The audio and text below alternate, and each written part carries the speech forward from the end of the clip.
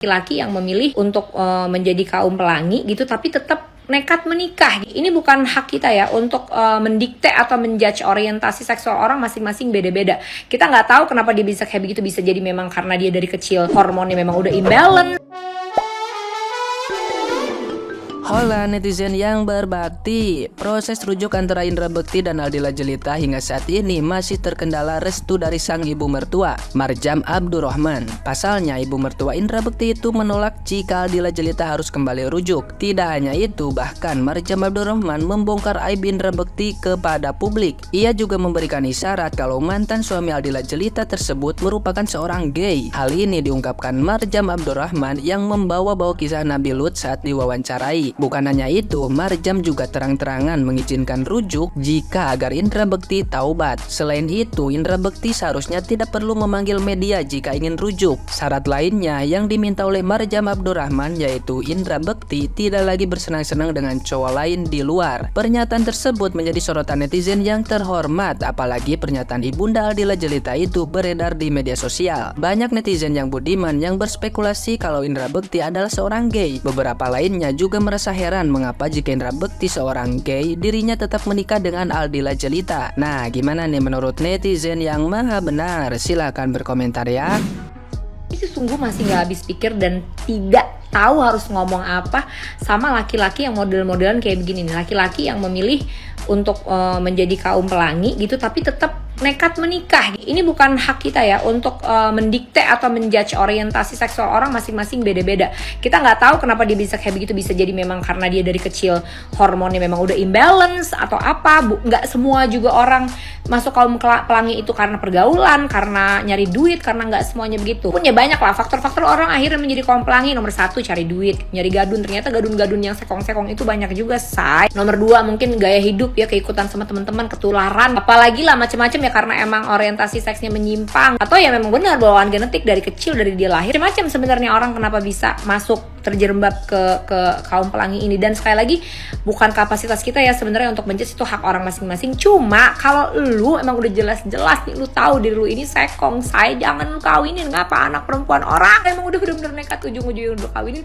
ya sayang nih, bagaimana kek lu caranya menahan diri, jangan sampai lu begitu lagi. Kan lu harus pikirin ini istilahnya tuh ya, kesehatan anak-anak lu, bini lu ini adalah ibu dari anak-anak lu, orang yang akan bertanggung jawab ngurusin anak-anak lu sampai mereka kelar nanti jadi manusia seutuhnya. Kan apa ini bini lu kenapa-napa lu di peluaran nih pada main nungging-nunggingan aja lu tahu-tahu lu pulang mau penyakit. Penyakit-penyakit seksual itu bukan penyakit-penyakit yang ringan loh, say. Ya, penyakit-penyakit seksual ini penyakit-penyakit yang biasanya gejala-gejalanya berat, sakitnya berat, penyembuhannya berat, pengobatannya berat. Dan ini bukan hal sepele gitu loh. Hanya karena lu memiliki nafsu yang bagaimana ya gue menyebutnya ya, yang kagak bisa lu kontrol begitu ya. Nah, ini lu mengorbankan masa depan sebuah generasi itu yang ada ternyata generasi keturunan lu sendiri. Kalau menurut Mimi, udahlah jujur aja, kita mendingan sama diri sendiri ya. Kalau kita emang ternyata kaum pelangi, ya daripada lu berpura-pura ngawinin anak orang demi status, demi gak ditanya-tanyain orang, karena lu emang berusaha pengen tobat. Kalau kita kaum LGBT atau kaum pelangi, Neng, jangan pada saat proses lu bertobat lu udah ngawinin anak orang, jangan begitu. Pas lu udah bener-bener bertobat, lu udah membuktikan sama diri lu sendiri kalau lu bertobat, begitu baru lu ngawinin anak orang, sayang. Ya, karena yang udah bener-bener total sembuh aja masih tiba-tiba bisa kembali lagi. Apalagi kalau lu masih dalam kayak, gua mah biar gue cepet sembuh dah gitu, misalnya gitu, biar gue kembali lurus lagi, udah gue nikahin aja anak orang dah begitu. Yang masih berproses menurut Mimi kayaknya kagak bisa dah begitu mah dah ya. Begitu kalau kata gue, udah mendingan kita ya jujur sama diri kita sendiri, jadi diri kita sendiri, nggak ngerugiin siapa-siapa. Bahwa lu harus, ya itu pilihan dan resiko lu memilih untuk seperti gue misalnya, gue punya pilihan, ya udah gue memutuskan jadi janda gitu, ya udah gue akan terus-terusan dipandang sebelah mata sama orang tuh, dia janda tuh, gue akan terus sama laki-laki yang mau serius sama gue, karena bagaimana sih siapa orang laki mau serius sama janda, yang mau nidurin banyak, yang mau serius kan hampir jarang, apalagi jandanya anaknya 3 biji gelindingan kayak gue, say gitu. Itu kan resiko yang memang harus gue terima karena pilihan gue. Dengan lantang gagah berani memang memutuskan that I am gay gitu, maka lo juga harus gentle menerima resikonya, bahwa ya lo akan diomongin orang, ya lo akan terus-terusan ditanya sama orang kapan lo married gitu loh, ya lo akan banyak deh risiko-risikonya, apa deh lo yang paling tahu. Menurut gue, yuk jadi diri kita sendiri ya, be gentle, bertanggung jawab atas pilihan kita sendiri, jangan pernah korbankan orang lain ya. dan memiliki agenda-agenda yang tidak baik gitu, sehingga merusak kehidupan orang lain hanya karena tujuan pribadi kita yang sifatnya terlalu egois. Jadi ini nih pokoknya buat teman-teman kita dah yang pada kaum pelangi, please banget ya pada merit, ya pada ngawin anak orang, yang pada pura-pura normal, lu udah gak apa-apa lu jadi begitu juga, gak apa-apa, lu bisa bermanfaat dengan cara yang lain banyak. Sayang, kebaikan itu bentuknya gak cuma dengan menikah secara normal, gak cuma itu, kebaikan itu bentuknya banyak. Lu bisa, kita semua bisa. Jadi kaum apa deh, gak cuma kaum pelangi, sebenarnya kaum apapun sebenarnya kita bisa jadi orang baik gitu ya, tanpa harus melakukan tindak pidana penipuan begitu. Salah gak tuh gue ngomong? Ini ada pendapat kalian deh, coba tulis lagi di kolom komen.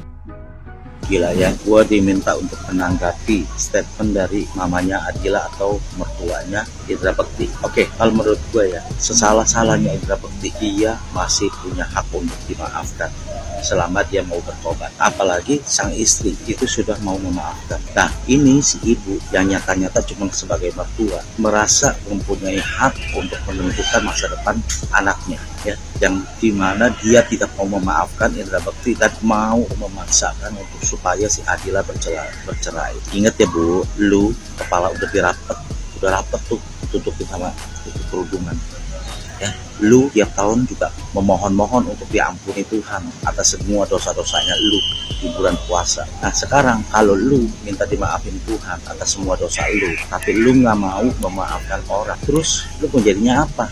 Emang keluarga lu udah pasti benar semua? Emang lu selalu benar semua? Emang lu nggak pernah bikin salah? Ingat Bu, pintu tobat harus selalu dibuka untuk orang-orang. Sama seperti lu minta dibukakan pintu tobat sama Tuhan. Jadi jangan merasa diri berhak untuk menentukan orang ini tidak layak untuk dimaafkan, orang ini tidak layak untuk dikasih pertobatan. Umur udah tua Bu, mestinya tambah bijak ya. Jangan sampai kayak begitu, merasa diri seperti Tuhan. Kasihan anak lu udah bukan anak yang masih muda ya, udah berlobang, udah punya anak segala macam. Lu mau suruh dia pisah, emang lu punya hak apa? Umur udah tua kok dia anaknya. Jadi jangan merasa diri berhak untuk menentukan jalan hidup orang. Kalau dia si Adila masih kecil, lu berhak untuk menentukan. Dan kalau dia udah tua, lu nggak bisa seperti itu. Apalagi dengan cara membongkar-bongkar aib orang lain. Kalau nanti aib lu dibuka sama orang, lu baru tahu rasa. Oke, salam Moras. Kalian jangan marah dulu. Kita melihat dari berbagai macam aspek. Oke, kalian harus berpikiran jernih, rasional, dan positive thinking. Ya, kita bahas mengenai Indra Bekti, Zelita, Dila, dan ibunya. Oke, lihat dari kacamata Indra Bekti. Indra Bekti itu kan artis kondang, punya banyak pekerjaan, hostnya bagus dan sebagainya. Dia juga pernah tersandung masalah dengan pelecehan ya terhadap anak dan sebagainya, namun tidak dilanjut atau bagaimana tuh, tidak diproses sampai ke jenjang hukum dan sebagainya. Lalu dia sakit, ya kan, sakit yang cukup keras lah ya, jadi cukup membuat orang menjadi ya bisa nggak ya harapan hidupnya tinggi nggak ya, bla bla bla, pokoknya seperti itu. Oke. Dan yang kedua adalah Dila Jelita. Saya satu pertanyaan untuk Anda. Kemana pada saat Bekti itu sakit Anda malah menggugat dia cerai? Oke, itu pertanyaan saya. Why? Kenapa pada saat dia sakit kamu malah justru ini? Dan mempengaruhi semua keluarga dengan bilang karena dia mau bercerai itu, dia menjelekkan tentang Bekti itu seperti inilah, seperti itulah, supaya ada dukungan dia untuk bercerai. Ada informasi ke saya guys, ya berarti ini akurat, oke? Jangan sampai hal tersebut dimanipulatif oleh orang yang pengen pada saat dia sakit dia pergi, dia mungkin tidak kepikiran bahwa Bekti itu akan sehat kembali gitu loh. Mungkin dia tidak ada harapan bisa menjadi seorang Indra Bekti lagi, dia tidak mungkin berkarya lagi karena kondisinya saat itu karena di otak ya, radang otak atau apa gitu ya guys, saya kurang paham tuh ya penyakitnya. Nah mungkin dianggap tidak akan sembuh gitu loh. Nah sekarang ini dia sudah kembali aktif dan kembali lagi menjadi seorang Indra Bekti yang berpenghasilan, dia kembali lagi. Tapi Anda tidak menyadari bahwa betapa sakit sakit hatinya orang tua ya. Kalian harus tahu nih, untuk para ibu-ibu yang sudah punya anak nih, jangan sampai segala sesuatu didengar dari anak dan anak curhat kepada orang tua meminta dukungan agar di-ACC lah gitu ya perceraiannya. Sekarang hati orang tua mana yang tidak sakit? Kalau si anak yang tadinya dibela-bela terus akhirnya kembali lagi kepada orang yang dijelek-jelekin tersebut gitu loh. Apalagi katanya ibunya bilang bahwa hal-hal buruk itu sudah disampaikan ke anaknya dia gitu loh. So what? Ya di sisi lain dia kembali dengan alasan bahwa anak jangan jadi alasan untuk kamu kembali hanya karena kamu ingin duit lagi. Jangan dong seperti itu. Anak jangan dijadikan alat untuk kamu bisa kembali lagi dan bahwa segala sesuatu ya ini yang terbaik katanya seperti itu. Ya namanya Indra Bekti kan masih sayang. Dulu juga kan dia tidak mau bercerai. Nah kamu yang maksa kan ini siapa Dila. Nah sekarang ini tolong please jangan dihujat ibunya. Ibunya itu jadi gini ya, yang namanya anak kalau ribut terus ngadu ke orang tua tuh kadang-kadang sakitnya itu tuh nggak bisa cepet reda gitu loh guys. Karena apa?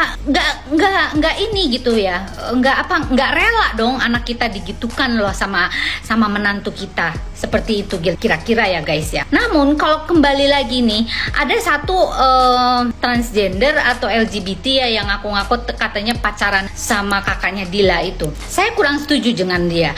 Janganlah menjelek-jelekan. Apapun kalian itu pernah berhubungan apapun dengan dia, janganlah dijelekan mengenai ibunya lah, mengenai ininya lah. Kamu itu orang luar, tidak berhak untuk menilai orang gitu loh. Artinya ya itu resiko kamu karena kamu masuk dalam kehidupan keluarga orang lain gitu ya. Kalau sampai diumbar seperti itu, mohon deh jangan ya. Setahu saya tuh sudahlah masa lalu, biarlah berlalu dan kamu yang tahu saja.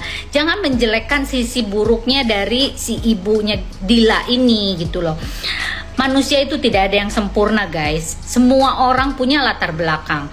Latar belakang itu tergantung bagaimana orang tersebut melukisnya di dalam kehidupan kita berdasarkan mindsetnya dia, pengalamannya dia, pendidikannya dia, pola asuhnya dia, dan segala macam yang ada di situ. Lingkungan yang membentuk dia menjadi seseorang itu bukan berarti dia itu sama seperti ibunya gitu loh. Itu jahat sih kalau saya bilang orang itu gitu loh, bahwa bilang katanya buah jatuh tidak jauh dari pohonnya. Memang benar, tapi tidak semua yang namanya istilahnya pepatah tersebut mengatakan bahwa apabila si orang tua ini tidak menginginkan sesuatu yang sama dengan diri kita, dia akan mengasuh atau mendidik itu berbeda dari jalan hidup dia gitu loh. Itu tidak akan sama dengan pepatah tersebut. Ada satu contoh guys, ada seseorang PSK nih, mohon maaf ya, anaknya menjadi seorang hafiz Quran dan dia mendapatkan beasiswa dan dia pintar sekali. Gila nggak tuh dengan dia profesi tersebut? Namun ditutup rapat pekerjaan dia itu seperti apa, maka si anak tersebut tidak tahu apa sulitnya membiayai anak ini, bukan dari biaya-biaya yang menurut dia itu dari hasil uang yang tidak halal ini gitu loh. Dia menutup rapat profesi ibunya, tapi si anak tersebut fokus kepada segala sesuatu yang nilainya positif karena si ibunya ini mendidik anaknya dengan baik gitu loh. Jadi tidak semua seperti itu gitu loh. Nah kalau buah jatuh tidak jauh dari pohonnya, itu segala sesuatu perilaku kita dipertunjukkan ke anak tersebut, sama halnya dengan kita tuh mirroring, kita ngaca kepada diri kita itu gitu loh. Paham kan maksud saya? Jadi tolong ya orang-orang luar itu jangan mengintervensi apapun dalam hal kasus ini. Misalkan dia kembali lagi, ya kita doakan yang terbaik.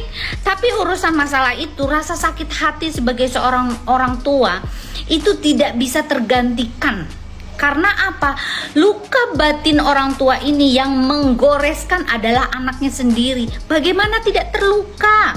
Coba kalian para ibu-ibu di posisi ibunya Dila, seperti apakah rasa sakit itu? Jadi jangan dihujat lah dia ya. Jadi menurut saya berbijaklah berpikir, berbijaklah dalam segala hal. Apapun yang terjadi, mereka bertiga adalah kasusnya mereka. Karena ini adalah bagian dari konsumsi publik dan banyak sekali orang meminta komentar dari saya. Saya berkomentar hanya sebatas yang saya tahu di sosial media. Saya tidak tahu secara dalam guys, karena mereka bukan pasien saya. Oke? Salam Gita Gading.